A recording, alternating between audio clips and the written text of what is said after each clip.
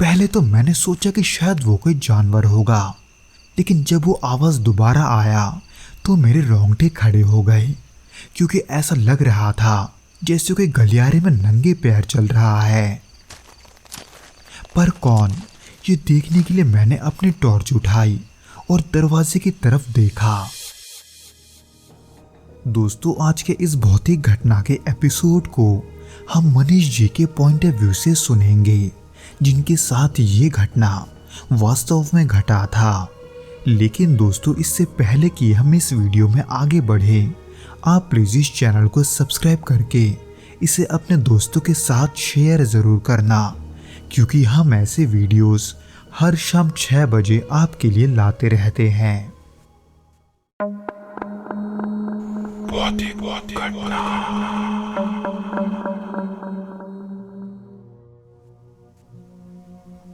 ये साल 2002 की बात है, जब मैं बिहार के एक छोटे से गांव में स्कूल टीचर के तौर पर काम कर रहा था।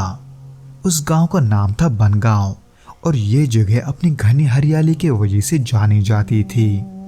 लेकिन उस हरियाली में कुछ ऐसा था जो रात के समय डरावना महसूस होता था। वो स्कूल करीब 8 से 9 साल पुराना था, जो था तो छोटा, लेकिन उसमें छात्रों की संख्या काफी ज्यादा थी, क्योंकि उस समय हर गांव में स्कूल नहीं हुआ करते थे। इसलिए आसपास के कई गांव के बच्चे इसी स्कूल में पढ़ने आते थे।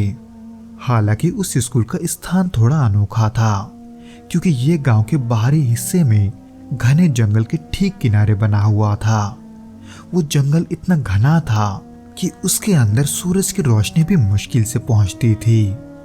खैर, उस दौरान स्कूल में मुझे कई दिनों तक देर तक रुकना था, क्योंकि वार्षिक परीक्षाओं के वजह से मुझे बच्चों के पेपर चेक करने थे। उसी बीच एक दिन की बात है, जब मुझे पेपर चेक करते हुए काफी देर हो चुकी थी। घड़ी देखा तो तब रात के करीब 7 बज रहे थे, जब ज्यादातर गांव वाले रात के खाने की तैयारी करते हैं। तब मैं स्कूल में अकेला बैठकर अपना काम कर रहा था। बाहर से आती उल्लू की पुकार और कभी कभी कुत्तों की भौंकने की आवाज ही उस जगह के सन्नाटे को तोड़ रही थी। तभी ठीक उसके कुछ मिनटों के बाद अचानक स्कूल के गलियारे से मुझे हल्की सी आहट सुनाई दी। पहले तो मैंने सोचा कि शायद वो कोई जानवर होगा, लेकिन जब वो आवाज दोबारा आया तो मेरे रोंगटे खड़े हो गए, क्योंकि ऐसा लग रहा था जैसे कोई गलियारे में नंगे पैर चल रहा है। पर कौन, ये देखने के लिए मैंने अपनी टॉर्च उठाई और दरवाजे की तरफ देखा, लेकिन वो गलियारा पूरी तरह से अंधेरे में डूबा हुआ था, यानी कि वहां कोई नहीं था। लेकिन जैसे ही मैंने थोड़ा और आगे कदम बढ़ाया, मुझे गलियारे के एक कोने में एक धुंधली सी आकृति दिखाई दी। वो एक औरत की आकृति थी। उसने हल्के रंग की साड़ी पहन रखी हुई थी और उसके बाल खुले हुए थे। वो मेरी तरफ पीठ करके खड़ी थी। पर क्यों, ये जानने के लिए मैंने उनसे वहां आने का वजह पूछा, पर मुझे उस औरत के तरफ से कोई जवाब नहीं मिला। इसलिए मैंने उसके थोड़ा पास जाकर दोबारा यही पूछा कि वो वहां क्या कर रही है। लेकिन उस औरत ने मेरे किसी भी सवाल का जवाब नहीं दिया, बल्कि वो तो एकदम स्थिर खड़ी थी, जैसे किसी मूर्ति की तरह। मैंने उसे आवाज दी, लेकिन उसने कोई प्रतिक्रिया नहीं दी।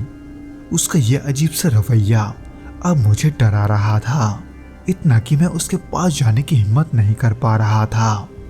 मैंने सोचा कि वापस अपने कमरे में लौट जाऊं, लेकिन तभी उसने धीरे से अपना सर मोड़ा। उसकी हरकत इतनी धीमी और असामान्य थी। जब उसने अपना पूरा चेहरा मेरी तरफ किया तो उसकी आंखें मुझे साफ दिखाई दी। वो एकदम काली और गहरी थी, जैसे उनमें कोई रोशनी ना हो। उसे देखकर मेरा दिल जोरों से धड़कने लगा था। तभी मेरी नजरें उसके पैरों की तरफ गई और मैं जैसे अपने जगह पर जम सा गया, क्योंकि उसका एक पैर वो एकदम उल्टा था। उस खौफनाक दृश्य को देखकर मेरे हाथ से टॉर्च गिरते गिरते बचा। मैं अब बिना एक पल गवाए वहां से सीधे अपने कमरे की तरफ भागा और दरवाजा जोर से बंद कर लिया।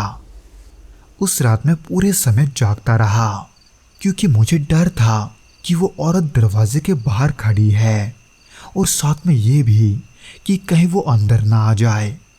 मैंने इसी डर के साथ दरवाजे की तरफ देखा, लेकिन वहां सब कुछ शांत था। लेकिन उस खामोशी में भी एक अजीब सा डरावना एहसास था।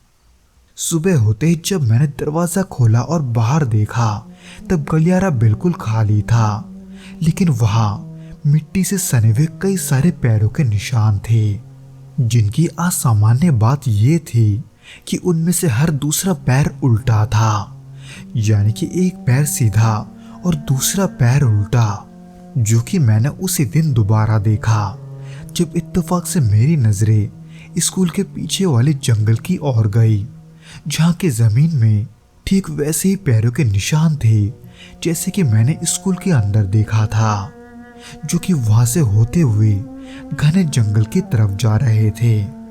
मैं थोड़ा घबराते हुए उन कदमों का पीछा करने लगा, लेकिन अचानक वो निशान एक पत्थर के पास जाकर खत्म हो गए। वो पत्थर ऐसा लग रहा था जैसे उसे जानबूझकर वहां रखा गया हो, लेकिन उसके आसपास की जमीन एकदम साफ थी, जैसे वहां हाल ही में किसी ने झाड़ू लगाई हो। जिसके पास मैं गया ही था कि तभी मेरे कानों में हल्की सी फुसफुसाहट सुनाई दी।